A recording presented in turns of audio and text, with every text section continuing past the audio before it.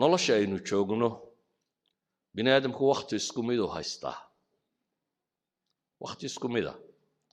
inta badan dadku 60 jir 50 jir 70 jir meelaha waa soo wada gaadha laakiin midhaha iyo raadka ay dunida kaga tagaan iyagoo isku waqti noola waa kala nooc sababtay u kala noociyeenna waa masalada tan camalka bini aadamku qabtaa waa saddex qaybood mid uun inuu yahay qayb ku anfacaysa qayb wax tarta aakhiriya adduun manfacuun leh iyo inuu yahay qayb wax dhibta aakhiriya adduuma dhibaato kuugu jirto iyo inuu yahay qayb aan manfac iyo madaro toona lahayn laba inaad ka tagtaa markaa la rabaa midna qaadatid wuxuu nabigu leeyahay ixras calaa maa yanfacuk waxaad ku dadaashaa waxa ku anfacaya waqtigaaga iyo maalintaada iyo xooggaaga iyo cilmigaaga iyo aqoontaada iyo hantidaada iyo garaadkaaga iyo waxaad awood leedahay oo dhan waxaad ku isticmaashaa waxa ku anfaca taa macnaheedu waxa weeyaan waxaad ka tagtaa wixii ku dhibaya ka tag waxaad kaloo ka tagtaa waxaan macnaha samaynaynin dadka in badan oo ka midi waxaabay dhib ku ah waqtigoodaba marka waxay raadinayaan waxay ku dilaan waxay ku madadaashaan madadaaladu waa wuxuu rabo qofku inuu waqtigiisa ku baabi'iyo xooggiisa iyo xoolihiisa iyo caqligiisa ku baabi'iyo aan adduunkana manfac ku lahayn aakhirana manfac ku lahayn adduunna wax kama tarayso waxaan u wadaa aakhirana wax kama tarayso qofna isagu wixii dhibayay baabuu waqtigiisii ku bixiyey wax xaaraan oo aan diin ahaan ku bannaanayn oo caqiid ahaan bannaanayn oo ayuu ku bixiyey nabigu calayhi salaatu wasalaam markaa wuxuuna leeyahay ixris calaa maa yanfacuk ku dadaal waxa ku anfacaya bitacbiiri ahli lcasri waa waxay yidhahdaan kun muntijan aw kun iijaabiyan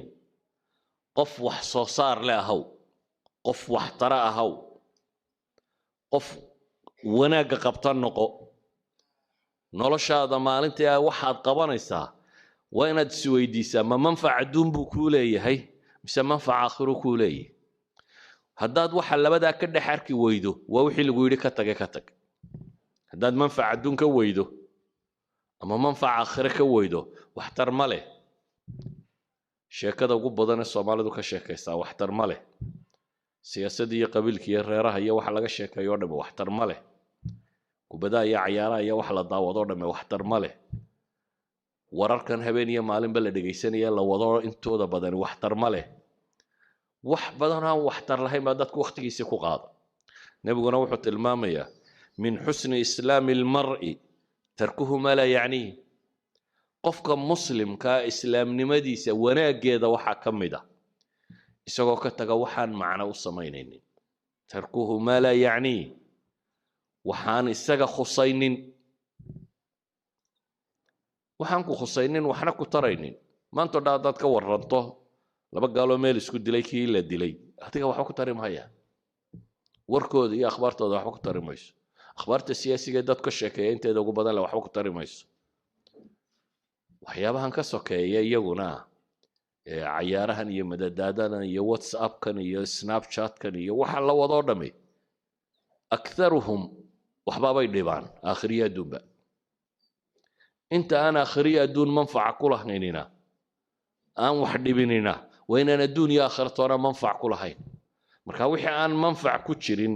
mid adduun iyo mid aakhiro waa inaad ku xisaabtantaa inaad waqtigaaga iyo xoolahaaga iyo xooggaaga iyo caqligaaga inaad gelinin sidaa awgeed buu nebigu wuxuuna leeyahay ixris calaa maa yanfacuk wixii ku anfacaya ku dadaal intaa kadib buu nebigu wuxuu leeyahy calayhi salaatu wasalaam wastacin billaah ilaahayna kaalmayso ilaahay kaalmayso macnaheedu waa in qofka mu'minka ahi wax kasta oo uu qabanayo ama uu ka fakarayo wuxuu rumaysan yahay inuu ilaahay gacantiisa ku jiro qofka mu'minka ee dhabta ahi quruur kuma dhaco iyo cujb isla weyni iyo anaa caqli badan iyo anaa karti badan iyo kaama rumaysana qofka muslimka wuxuu rumaysan yahay ilaahay inuu markasta u baahan yahay mar kastaba inuu ilaahay u baahan yahay saa daraaddeed baa ilaahay qur-aanka wuxuu ina baray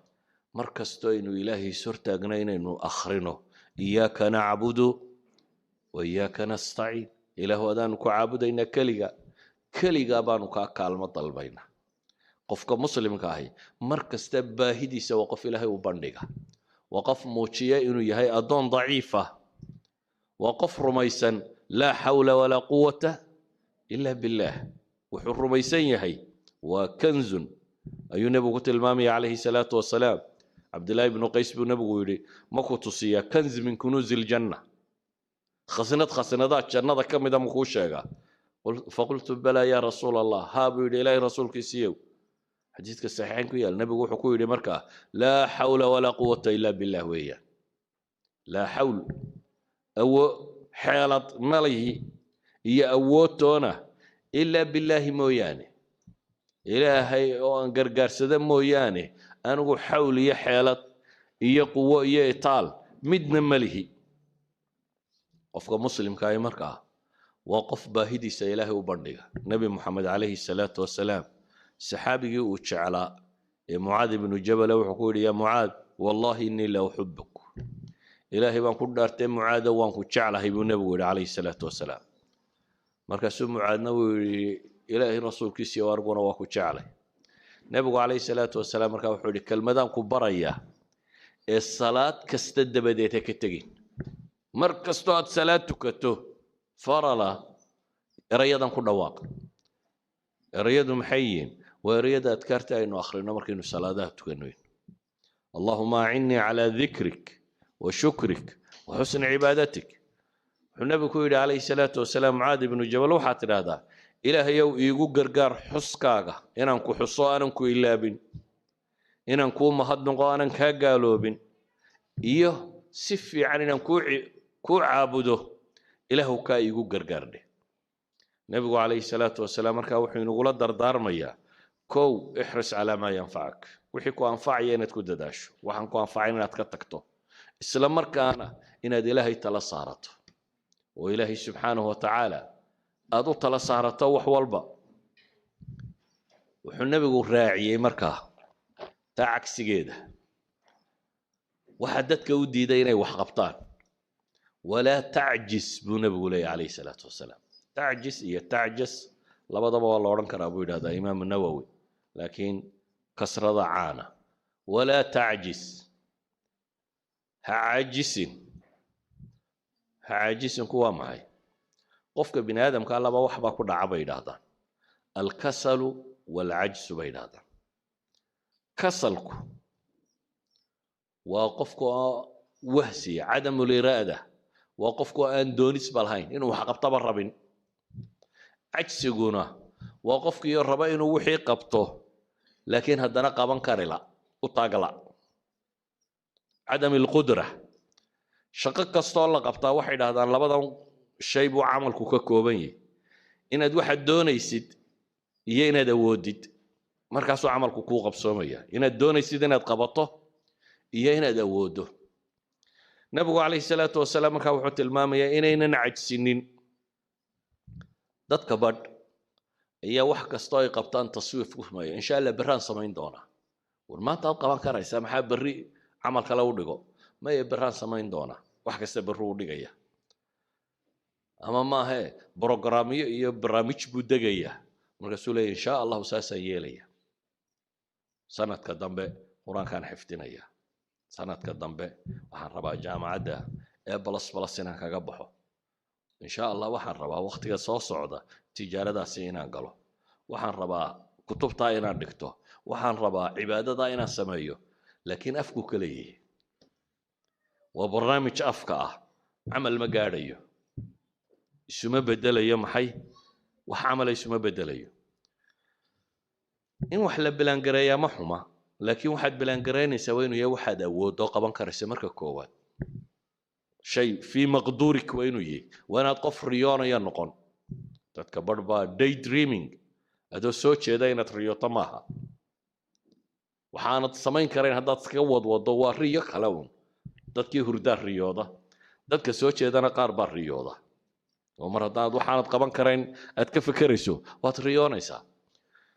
waxaad balaangaraysay waxaad qaban karta waa inuu noqdaa marka labaadna waa inaad fulisaa. fulintu dadka badh baa fulanima haysaa. armaa dadku kula yaabaa, armaa si xun lagu eegaa, armaa shaki unbaaba iskaga soo ururaya dadka badh oo wixii uu qaban lahaa u diidaya. armaa lagu idhaahdaa waxaan wuu istusaya, waxaan kan buu samaynaya. laakiin nebigu wuxuu ina leeyahay ixris calaa maa yanfacak wastacin billaah walaa tacjis. marnaba ha caajisin. bale nebigu calayhi salaatu wasalaam saxaabigii u shaqayn jiray anas ibnu maalik ahaa ayaa wuxuu leeyahay anuu nebiga u shaqaynaya wuxuun baan maqlaa isagoo ku celcelinayoo leh allahuma inii acuudu bika min alhami walxasan walcajsi walkasal walbukhli waljubn wadalaci iddayni waghalabati alrijaal. isagoo ku celcelinayoo leh ilaahu waxaan kaa magan galay warwarka iyo walbahaarka iyo tiiraanyada iyo murugada. hamigu waa waxa soo socda uu qofku ka warwaro mustaqbalka oo la madoobaada oo dabeetana qofku warwaro. xusniguna waa wixii ka tegay qofka oo tiiraanyo iyo murugo ku reeba. idan waa laba warwar ama laba walbahaar, laakiin waxay ku salaysan yihiin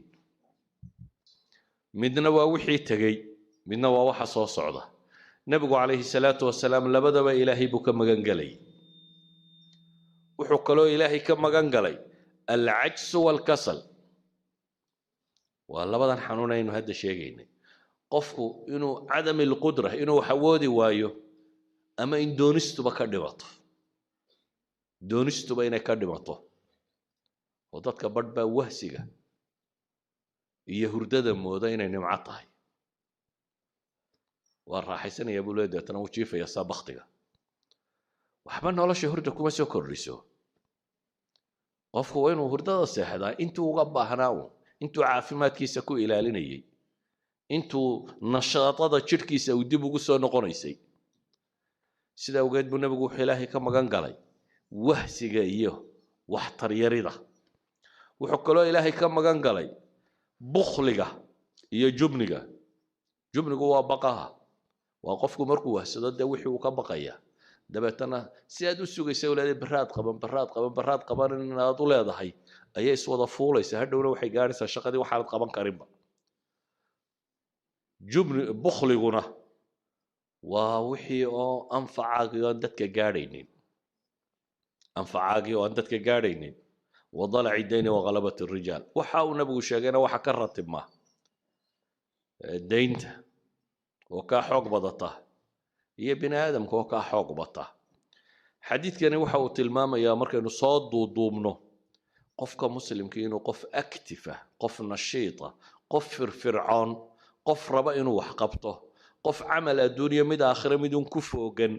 qof aan noloshiisu khasaare noqonin ama waqtigiisu khasaare ahayn ayuu nebigu calayhi salaatu wasalaam tilmaamaya. walidaalika buu nebigu wuxuu tilmaamayaa waqtiyada qaarkood ayacjizu axadukum buu nebigu yidhi, waar midkiin miyuu kari waayaya an yaksiba kula yawmin 1000 xasana. maalin kasta inaad 1000 xasano shaqaysato miyaad awoodi kari waayeysa? nin raggii meesha fadhiyey baa wuxuu yidhi kayfa yaksib axaduna 1000 xasana. oo midkaayo suu 1000 xasano u shaqaysan karaa, 1000 ajara u heli karaa. qaala yusabixu 100 tasbiixa fayuktub lahu 1000 xasana. dee 100 goor baad subxaan allah odhanaysaa iyo waxa lagu qoraya. subxaan allah intay kaa qaadanaysa? 100 gooroo subxaan allah waa less than 1 minute. ka waran 1 daqiiqo oo noloshaada ka mid ah haddaad 1000 xasano shaqaysan karto. saacaddii misaad shaqaysan karaysa?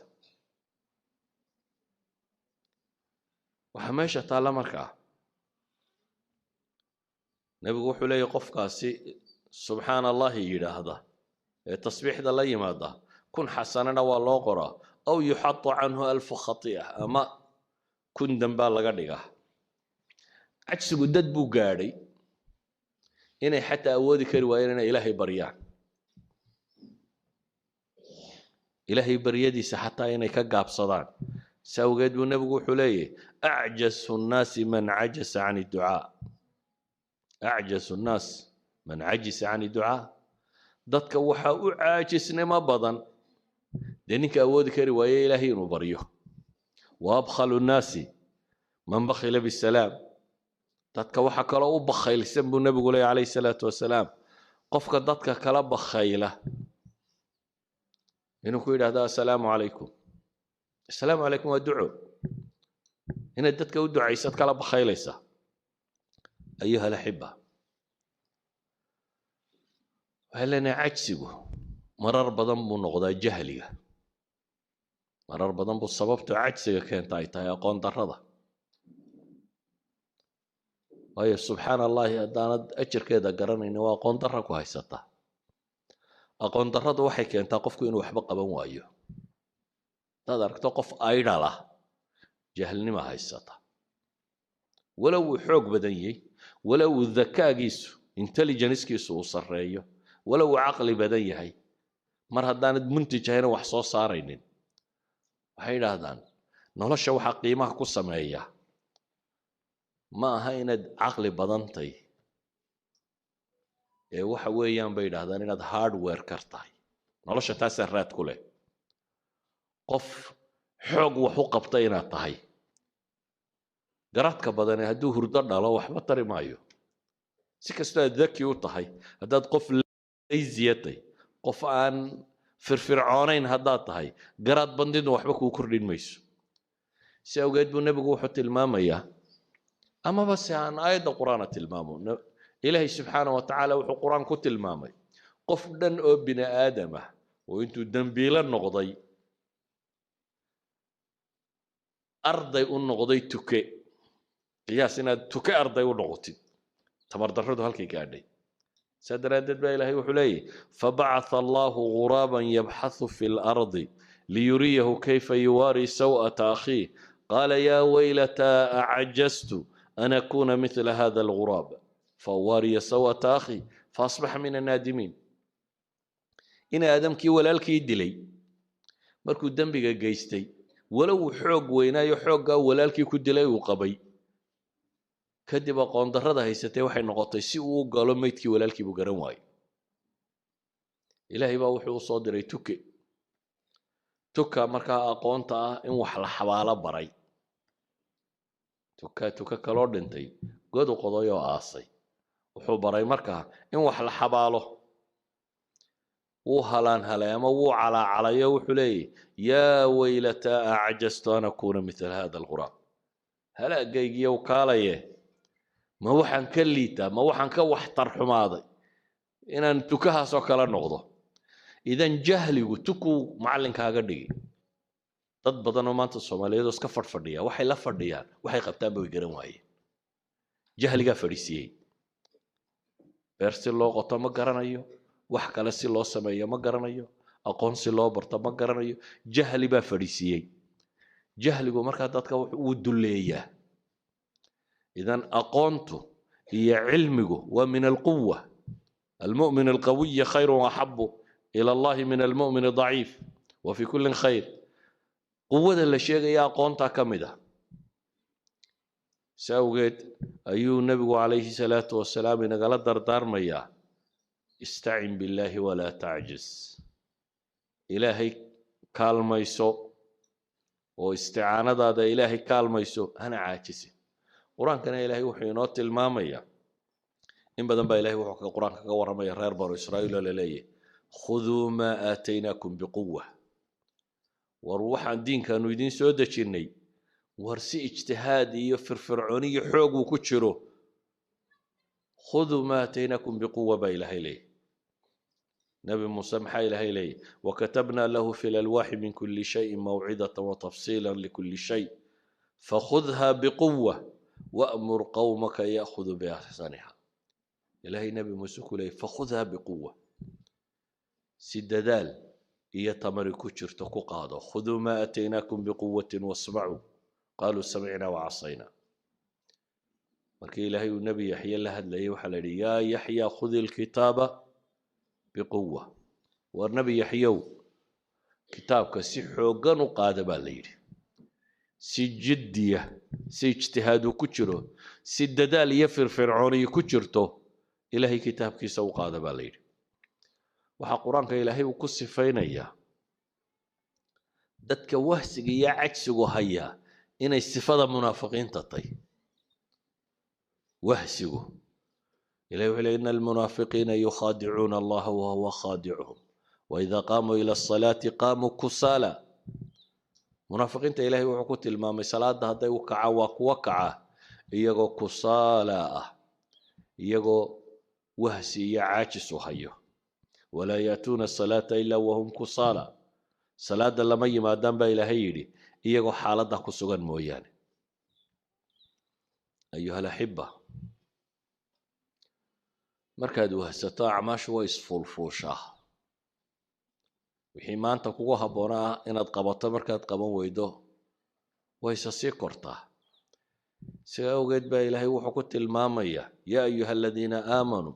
maa lakum idaa qiila lakum infiruu fii sabiili illahi athaqaltum ila alard war dadka mu'miniinta ahu maxaa idinku dhacay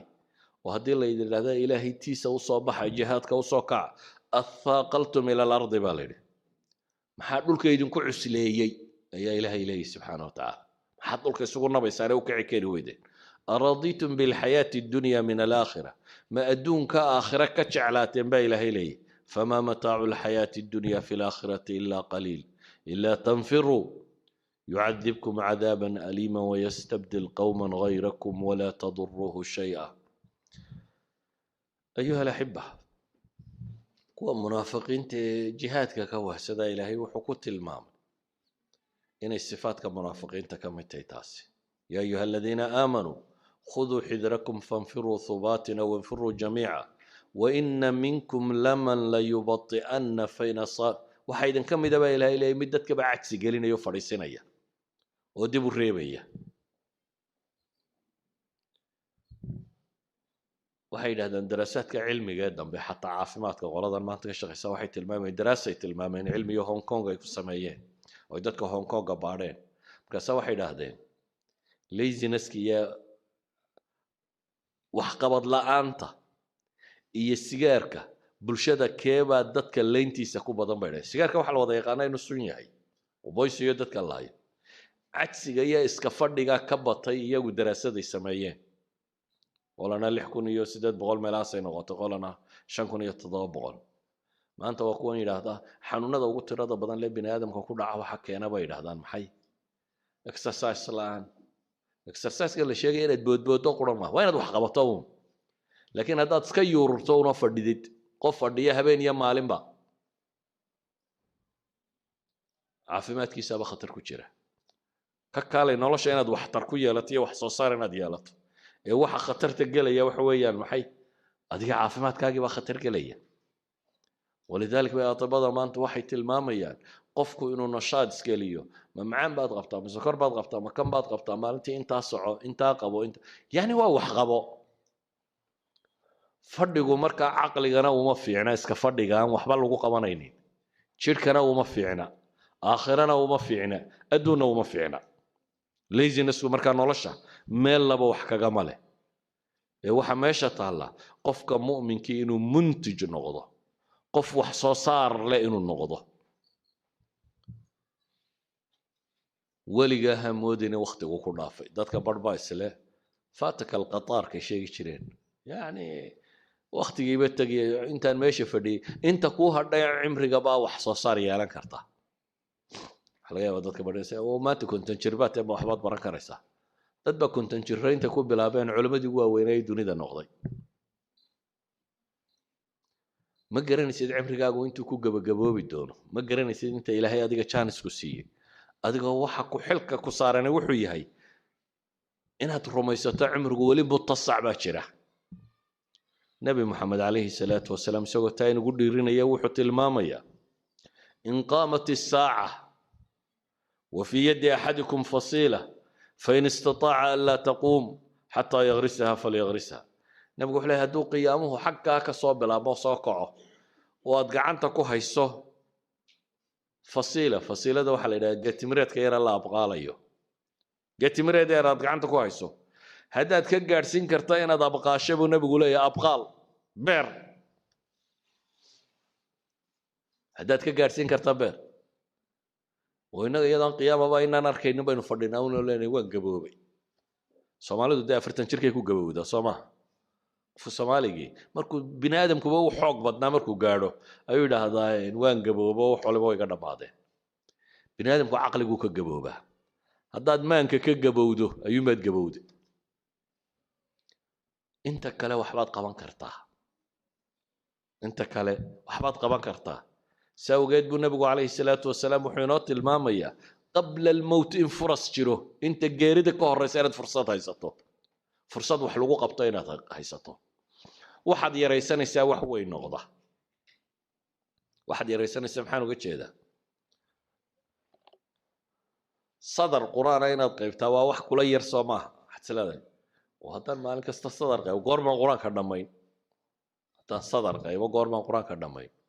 waxay dhahaan dhowr iyo 10 sanadood ku dhameynaysa hadaad maalin kasta sadar qaybto hada waa sadar hal sadar waxay dhahdaan wax qabadku taraakumka beeritaanku qiimaha ku sameeya markanaad qabanayso wax yaraantiisa ayay ku muuqanay hadaad maalintii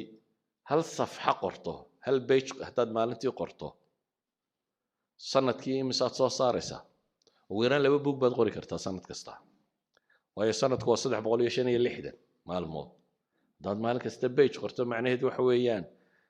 ويران بوك صدح بقول بيج كبدن هي قوري كرتا لكن هذا استرادو ما حاشي ان قريبه بوك نقون دونتا محام حاشي كقوري دونا اقونتو iyo wax qabadku iyo waxtarku tarakumka inay biirtaabay wax ku noqotaa wax kasta oo biira aakhirka wuxuu tagaa maxay wax qiimo leh buu noqdaa taasa waxay keensanaysaa inaad waqtiga waxba yaraysanin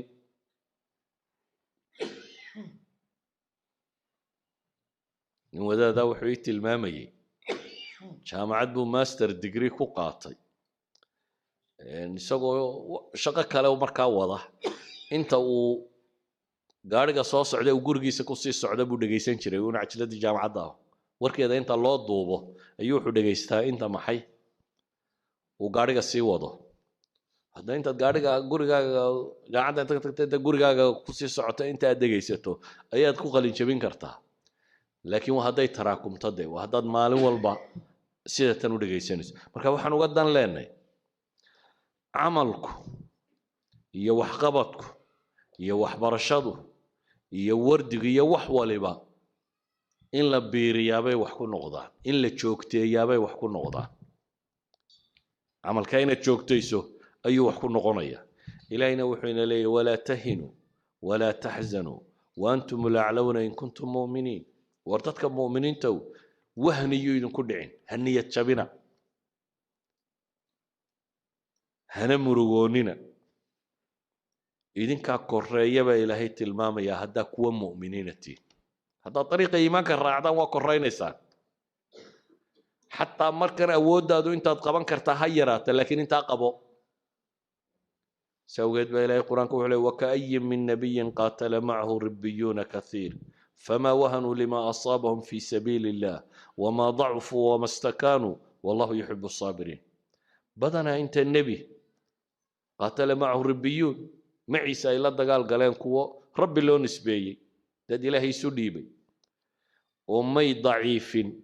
وحيد بسو قاري مي إسديب مي إسدول دقين waxay noqdeen dad walow markaa ha laga xoog batay wada amalkii ilaahay intay natiijada ka gaarayaan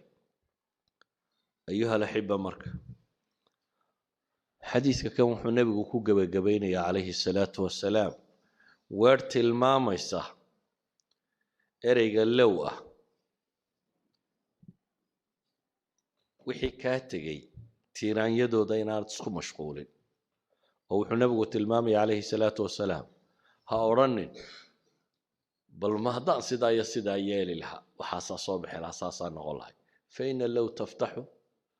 وحي فرطا لو وعمل الشيطان الباب كالشيطان كي فرطا ومحاجرة القضاء والقدر مرة توقف ضافه لما على عاله قاربا وحي لهدين لو كانوا عندنا ما ماتوا وما قتلوا أدينا اللي تشوقي لهاي وقوة munaafiqiina waxay leeyihiin muslimiinta soo dhimanaysa hadday iska joogi lahaayeen oo nala fadhiyi lahaayeen maa maatuu wamaa qutiluu manay dhinteen labana dileen ilaahay subxaanahu watacaala wuxuu u tilmaamayaa qul low kuntum fii buyuutikum labaraza aladiina kutiba calayhim alqatlu ilaa madaajicihim waar xataa guryihiina haddaa ku jirtaan intii wakhtigu ka dhammaatay geeridu way u iman lahayd baa ilaahay leeyahy subxaana wa tacaala saa awgeed low waxay culamada qaar yidhaahdaan mawdicu tacliimkuunbay ku fiicantahy ayaa la isticmaali karaa oo maalan jaamacad baad ka soo qalijabisay wixii aad barataa marketka aan shaqo ku lahayn qof yar baa ku yidhi ila tale markaasaa waxaad ku tidhi maanta haddaan jaaniska haysan lahaa low kaan haddaan jaaniska haysan lahaa kan maan galayna kaasaan geli lahaa waa litacliim qofkan baad rabtaa inaad tidhahda war natiijada anaa waddadan soo marayoo ma fiicne waxaad isku daydaa maxay kan kale inaad saas daraaddeed buu nebigu lahaa low istaqbaltu min amri ma stadbartu markii ay ugu tilmaamayey dadkii soo xidhay cimrada ama xajka soo xidhay ee xalaaloobi kari waay ee hadyiga waday haddaad hadyidu waddo ma xalaaloobaysid haddaan arrinkayga hadda wixii soo dhaafay hadduu hadda ii bilaabmi lahaa buu nebigu leeyahy hadyigana maan soo kaxeeyeen dadkana waan la xalaaloobi lahaa buu nebigu leeyahy calayhi salaatu wasalaam culammada waxay yidhahdaan markaa min baabi tacliim iyo meelaha hadday tahay waa bannaan tahay laakiin baabu calaacalka hadday tahay bay leeyihin ma bannaana oo waa maxay qul maa shaaa allahu kaan waa inaad rumaysataa wamaa tashaa'uuna ilaa an yashaaa allah ina allaha kaana caliiman xakiima wixii tegey waxba kama bedeli kartid maadaama aanad waxba ka bedeli karaynin ilaahay wuxuu tilmaamayaa wamaa tashaa'uuna ilaa an yashaaa allah ilaahay wuxuu doono mooyaane wax kaloo idinku dooni kartaan ma jirto ina allaha kaana caliiman xakiima bale waxaad ka calaacalayso waxaaba laga yaabay khayrku saa ku jiray wacasa an takrahuu shay-an wa huwa khayrun lakum waxaan kusoo koobaya markaa xadiidka dhammaantiiba nebigu calayhi salaatu wasalaam wuxuu inoo sheegay mu'minka waxtarka ah ee nafciga leh ee xooggiisa iyo caqligiisa iyo wixiisu qabanayo nashiidka ku firfircoon qawiga ah ayaa ka khayr badan mu'minka daciifka ah mu'minnimaduna dhammaanteed waa khayr marka horeba dardaarankaana weyna siiyey wixii ina anfacayana inaynu samayno ilaahayna inaynu gargaarsanno